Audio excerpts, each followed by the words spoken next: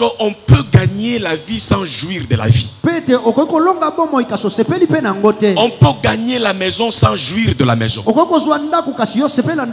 gagner un mariage sans jouir du mariage. On peut gagner un voyage sans jouir du voyage. Et la Bible dit que c'est la bénédiction de l'Éternel qui enrichit. Elle ne se fait suivre d'aucun chagrin. Mais quand tu fais contre Dieu, sans revêtir la pensée de Dieu, l'Esprit de Dieu, tu vas arriver, tu vas gagner. Mais ce que tu as gagné là te rendra malheureux.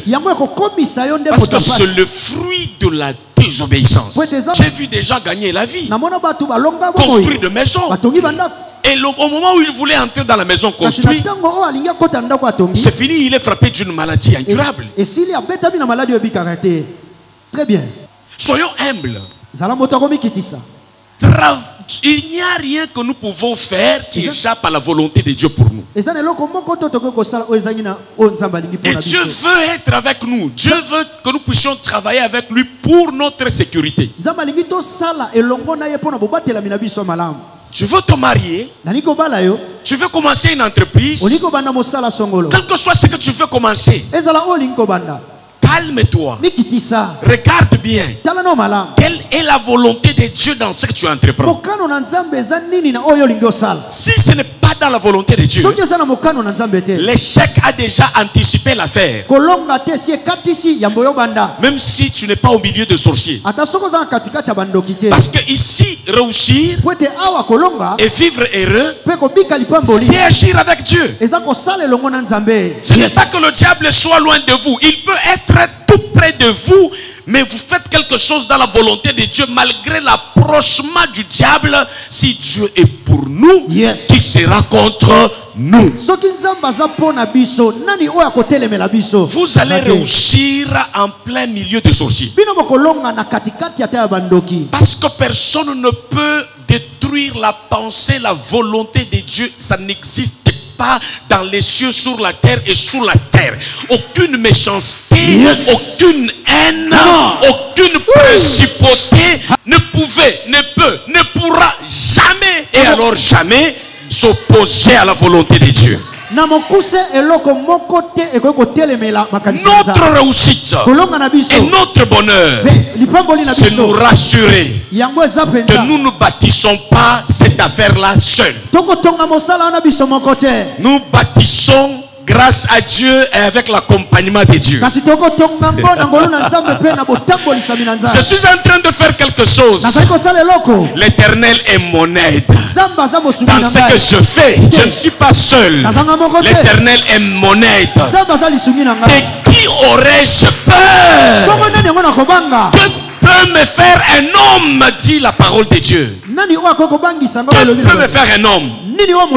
L'Éternel est mon aide.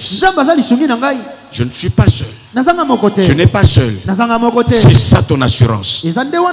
Quand tu agis toi-même, Dieu prévoit que tu agis par toi-même. Le travail sans lui, il est vain. C'est-à-dire, il n'aura pas de résultats qui te rendent épanoui et heureux.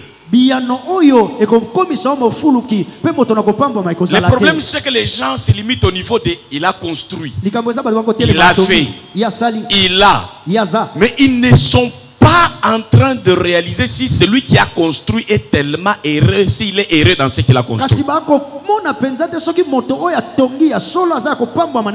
Il y a beaucoup de gens qui sont traumatisés dans les affaires. Il y a des gens qui ont trouvé aujourd'hui 300 000 $, mais avec ces 300 000 $, ils sont perturbés, dérangés, compliqués. Ils manquent d'épée parce que Dieu n'est pas leur lumière dans la gestion de ces 300 000 $. Mais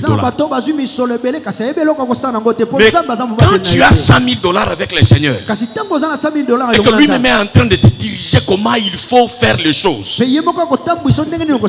non, les bénéfices comptent mieux que le capital. Or, beaucoup de gens voient le capital. Ils ne regardent pas le bénéfice de ce capital. On a gagné le bien. C'est le capital. Bénéfice, jouissance, c'est quoi? N'agissons pas seuls. Soyons humbles. Observons si ce que nous entreprenons au départ, nous l'entreprenons avec les seigneurs. Amen. Oui. Parce qu'avec ton énergie, tu vas t'élever tôt le matin. Avec toutes les philosophies possibles. Et Dieu dit, en vain, vous allez vous réveiller tôt. Vous allez vous coucher tard pour gagner le pain de la douleur. Vous avez gagné le pain, mais il est accompagné de la douleur.